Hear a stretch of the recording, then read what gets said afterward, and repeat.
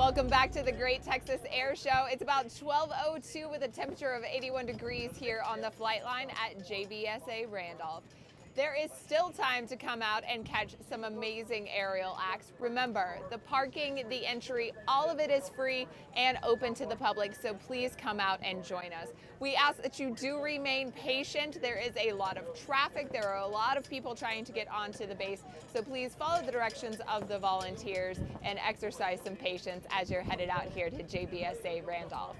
Right now, we're going to bring you another great performance. This is a fan favorite. It's the U.S. Marine Corps MV-22 Osprey, a tilt-rotor aircraft that combines the vertical takeoff, hover, and vertical landing qualities of a helicopter with the long-range fuel efficiency of speed characteristics of a turboprop aircraft.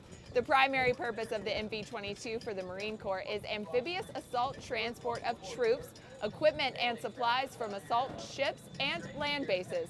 Let's go over to the Air Boss for more. What we're looking at taking off right now is the MV-22 Osprey. It's a tilt-rotor aircraft, and what that means is it gives us the capabilities of a helicopter along with the speed, range, and service ceiling you would normally get out of a turboprop airplane. You can see right now pretty rapidly that pilot transition from helicopter mode down to airplane mode. He can accomplish that in about 12 seconds. That aircraft's powered by two 6,150 horsepower Rolls-Royce engines on each side, so producing a ton of power over there. And that transition is all occurring via a thumb wheel in the pilot's left hand. Coming around here, he's going to do a couple of low passes to show you the speed and capability of the aircraft. We got a max speed of 280 knots. To put that in perspective, that's about 310 miles per hour. Additionally, this aircraft can climb all the way up to 25,000 feet, giving it a large service ceiling. We're able to fly this aircraft basically as far as we want via aerial refueling. So as long as we have a sip of gas, we can keep on going. We're able to get all the way from San Diego over here to Texas in a little over 4 hours.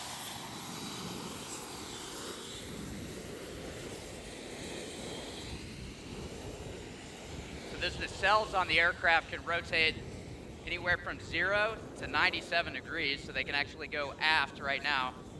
Currently the pilot's at 0 degrees in airplane mode. The rotor diameter on the aircraft is 38 feet for each one of those prop rotor blades, and it's actually extending down about 9 feet below the fuselage right now in its current configuration.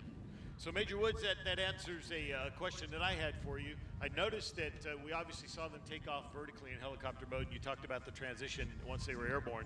But can the vehicle or can the aircraft also take off on a rolling takeoff? Yeah, absolutely. Stick down?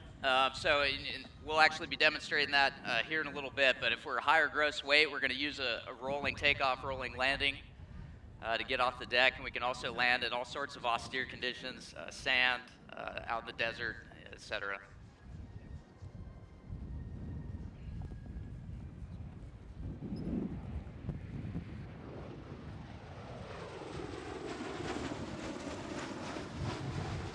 So Major Woods, I noticed as the aircraft goes by that behind the cockpit, the aircraft has a fairly large fuselage, and it looks like it may even have a ramp in the back. What kind of things can you carry that you normally transport during your mission? So our primary mission is going to be carrying troops, but we'll also carry supplies and equipment. We can carry up to 24 combat-loaded troops, and then externally we can carry up to 6 tons below the aircraft itself.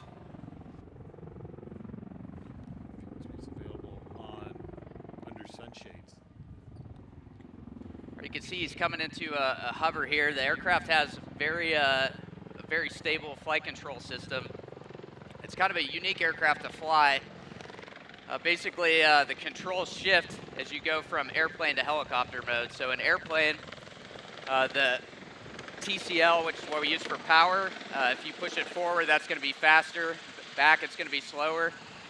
And if you go the cyclic forward, you'll go down, cyclic back, you'll go aft. As you go into helicopter mode, that actually reverses. So that TCL is going to cause you to go up or down, and the cyclic is going to be faster or slower. So you got to wrap your brain around as you go into that conversion pattern coming in. So Major Woods, tell me about the training then. So if it's not like flying an airplane and it's not exactly like flying a helicopter, how long does it take to transition into this type of aircraft?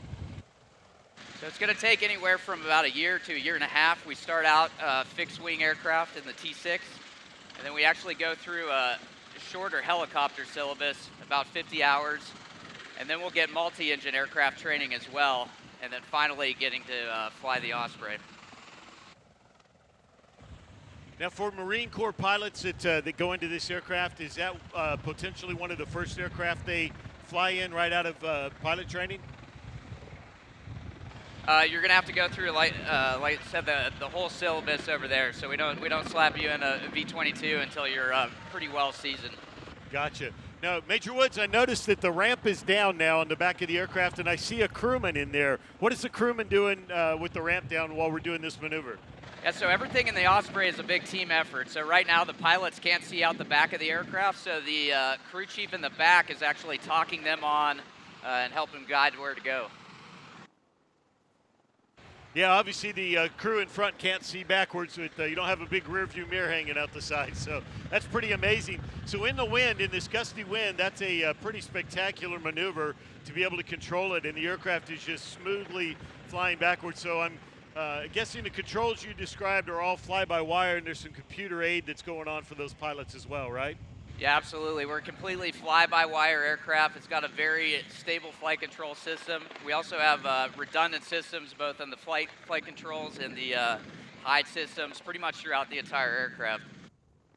Additionally, we have what's called an interconnected drive shaft. So if we were to lose an engine, that other engine can actually continue to power both prop rotors and function normally.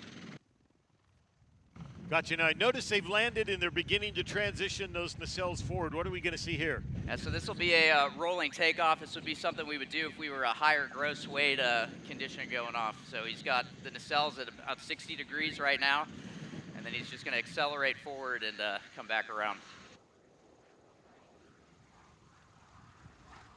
This aircraft is carrier capable, so we can land on aircraft carriers, deploy off of them, and the entire wing and prop rotors themselves actually fold up to a nice tight space so we can fit more on board. Well, that's spectacular. Now, you talked a little bit earlier about landing in the sand and stuff. Can the aircraft operate on any surface, or are you limited to like maybe hard packed sand and then concrete?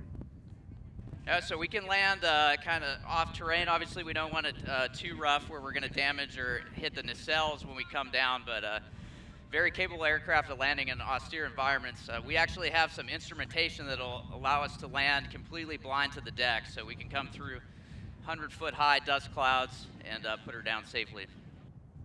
Wow, that's spectacular. I'm sure that capability came in handy when in the desert in the Middle East with the Haboobs and other things that we operated in routinely. Yeah, absolutely. The speed basically allows a commander to control battle space about the size of Texas. So you get an incredible capability with this aircraft, just rapidly moving troops around, supplies, etc.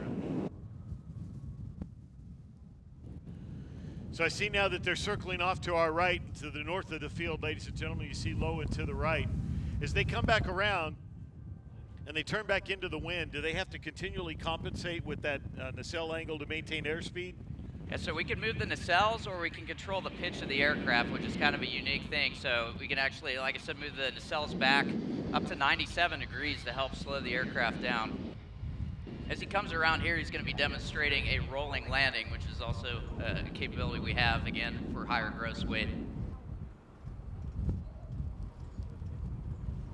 That's awesome, and I understand that for the folks that are on the north side of the air traffic control tower here on the west ramp down in the sunshades, they're going to get a great view of this as he initially touches down. And for those of you that are maybe back behind the crowd a little bit, I understand there's a lot of open space down under those sunshades. If you want to make your way over that way, you'll be able to see the north end very, very well. So please feel free to spread out. We got lots of room on the crowd line where you can see. And there I see Major Woods. I see the aircraft just about to touch down.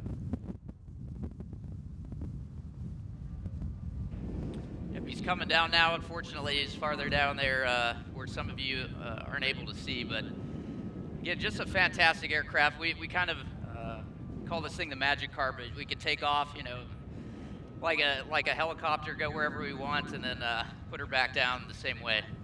That's awesome. Now, we talked about this a little bit yesterday, but tell the folks here about where you all are based at and kind of what your mission is there in California.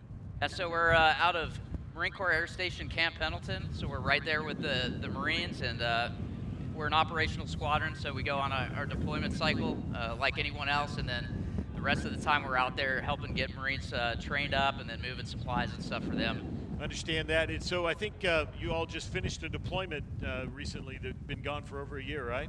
It was about last fall we finished up, and then we're waiting to hear more on when we'll be out in the fight again. So. Right, understand. So it's that time to train and stay proficient and get ready to go again. Well, we appreciate the service that you all provide.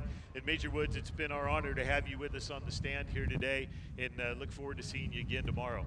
All right, thanks for having me. I'll be by the static display if you guys have any.